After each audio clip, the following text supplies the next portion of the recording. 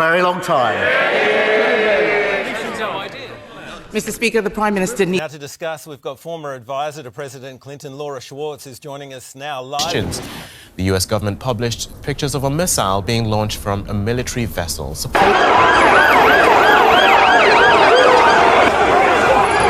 And yet the public is only now beginning to grasp the scale of what almost happened.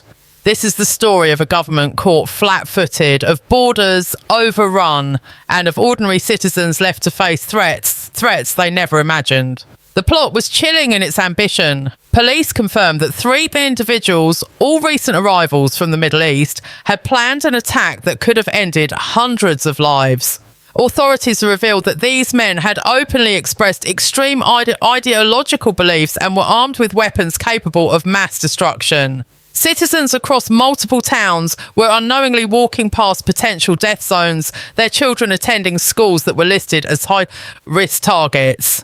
The attackers had meticulously mapped out locations where maximum casualties could occur: schools, religious centres, and crowded public venues. Surveillance footage and intercepted communications painted a picture of preparation and cold calculation. Authorities admitted that they only thwarted the plan thanks to a combination of routine checks, intelligence leaks, and sheer luck.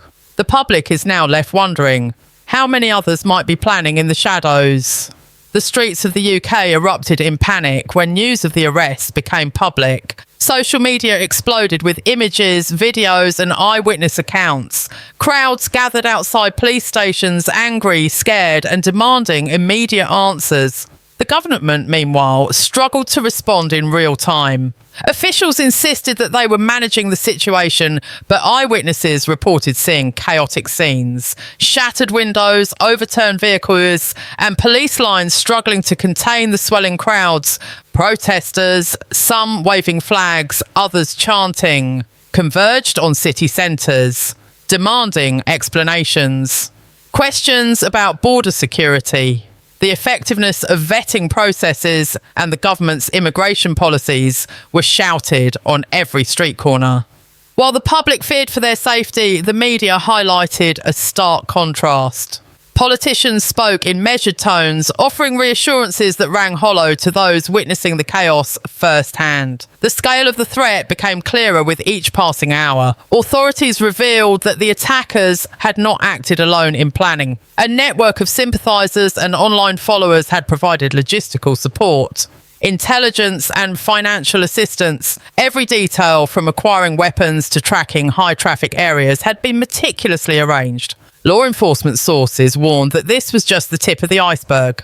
Hundreds of undocumented arrivals are still roaming the streets unchecked, and the system tasked with monitoring them is overwhelmed. Police departments across the UK are facing critical shortages, unable to track or contain a growing pool of potential threats. Citizens report feeling abandoned, their pleas for increased protection drowned out by bureaucratic reports, public statements, and political posturing.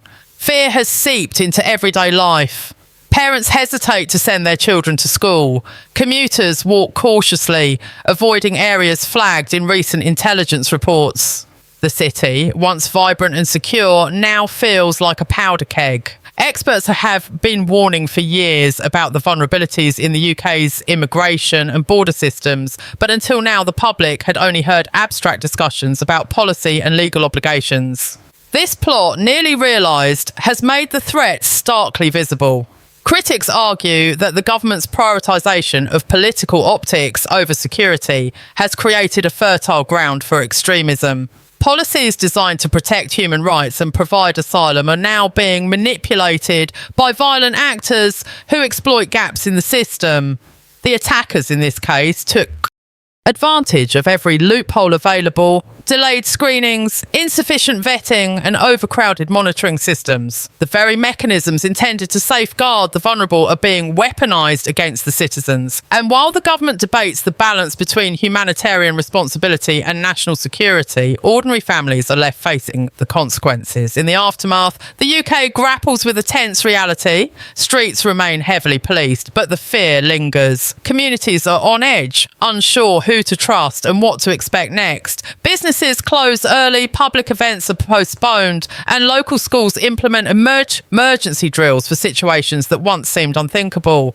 Authorities continue to investigate, piecing together communications, financial trails, and online activity linked to the attackers. Meanwhile, citizens demand transparency, clarity, and action. Every new detail about the plot underscores the fragility of the system. The attackers exploited predictable patterns, leveraged gaps in oversight, and nearly executed a plan with catastrophic consequences. The public is left asking hard questions. How many others are waiting in the wings? How can a nation ensure the safety of its people when the systems designed to protect them are overwhelmed? And most importantly, what steps will be taken to prevent the next almost tragedy before it's too late? The fallout from the near catastrophe is spreading faster than anyone could have predicted. Across the UK, citizens are reeling from the realisation that the threat was not theoretical, it was imminent, calculated, and nearly executed. The three attackers, now in custody, revealed chilling details during initial interrogations. They had meticulously planned their assault, identifying crowded areas where maximum casualties could occur.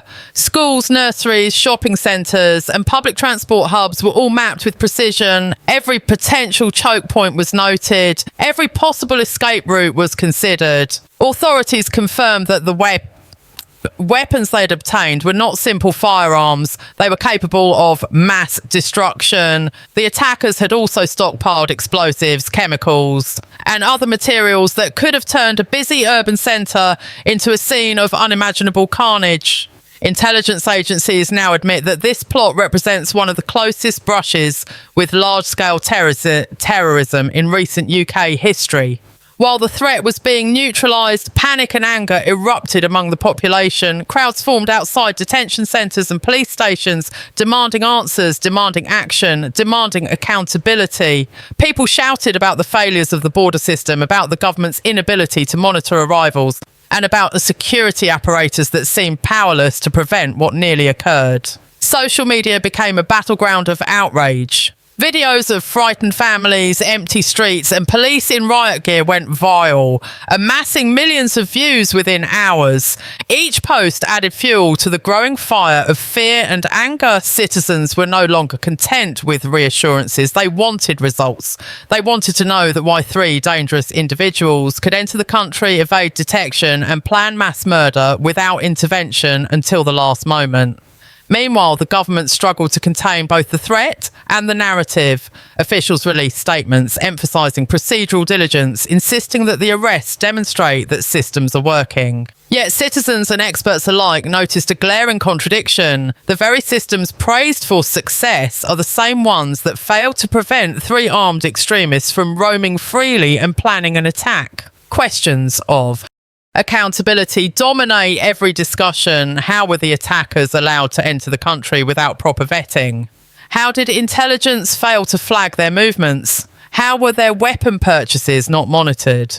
In neighbourhoods across the UK, people are demanding answers, yet they are met with bureaucratic language, carefully phrased press releases, and claims that the government is acting within legal boundaries. For many, these words are meaningless. They want action, not semantics.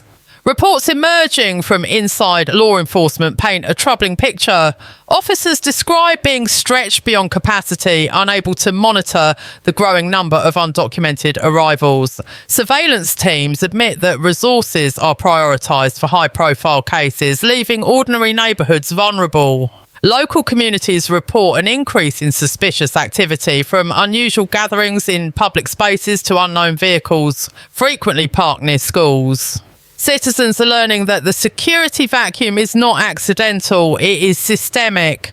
Departments admit that they lack the manpower, funding, and legal authority to prevent such threats from forming in the first place. While politicians argue over policy, the public experiences the real-life consequences: fear, uncertainty, and a loss of trust in the institutions designed to protect them. The societal impact extends far beyond immediate security concerns. Ordinary citizens now live with a constant sense of vulnerability. Parents worry about sending their children to school. The commuters fear public transport, and business owners wonder if their shops could become targets. That the psychological toll is undeniable. Communities are fracturing, with tensions rising between those advocating for stricter immigration controls and those defending humanitarian policies. Every discussion, every debate, every news story reinforces the same question. How can a society remain secure when the systems designed to protect it are so fragile?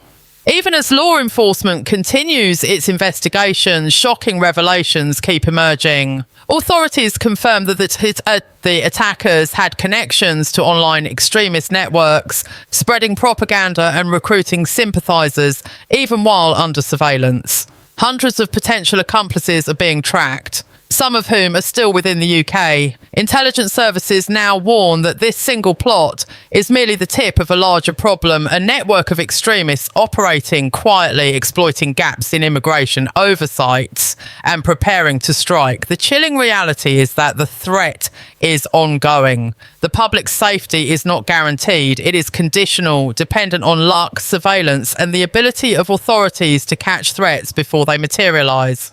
Citizens are left with an unsettling truth. A single mistake, a single gap in security could unleash another crisis of unprecedented magnitude. In response, public anger continues to grow. Protesters demand immediate reform, stronger vetting of arrivals, transparent reporting on security failures. Social media platforms are filled with calls for accountability and for the resignation of officials deemed responsible. Yet the government's response remains cautious, often defensive, emphasising legal obligations, human rights and procedural fairness. To the public, these responses feel inadequate, mere words, while the threat to ordinary lives remains very real. Families, neighbourhoods and local authorities are left navigating a precarious balance. Daily life must continue, yet every moment is shadowed by the fear of another attack. The streets are alive with uncertainty, citizens are awake at night, and the nation is collectively questioning its ability to protect itself. The scale of government oversight failures is staggering.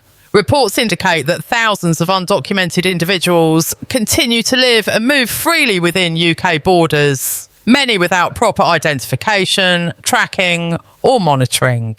Intelligence officials admit that the sheer volume of arrivals overwhelms existing systems. The fact that 3 extremists were able to coordinate a nearly catastrophic attack exposes critical vulnerabilities. Ordinary citizens paying taxes and following laws are now acutely aware that their safety is contingent not on policy but on luck. Every headline, every leaked document and every eyewitness account reinforces a single chilling truth. The UK's security and immigration systems are under strain like never before, and the consequences of neglect are now visible to everyone. As the investigation unfolds, the magnitude of the near catastrophe becomes increasingly clear. The 3 arrested individuals were not lone actors. They were part of a network with connections stretching across multiple regions. Law enforcement sources reveal that these men had been actively recruiting sympathisers online, sharing propaganda, and even attempting to acquire more weapons to expand their attack. Authorities now confirm that this network had plans for follow-up attacks, indicating that what was stopped was only the first in a series of potentially deadly operations. Citizens across the UK are left with a haunting realisation the danger is not behind them. It is still very much present, and it could strike again if the systemic failures that allowed this plot to unfold are not urgently addressed. Public outrage has reached a fever pitch. Crowds gather outside government buildings, chanting and demanding immediate answers. The anger is directed not only at the attackers, but at those in power who failed to prevent the crisis.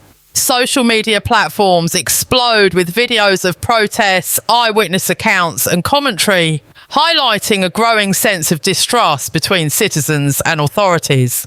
Ordinary people express frustration at what they see as repeated failures in border security, immigration policy and intelligence oversight.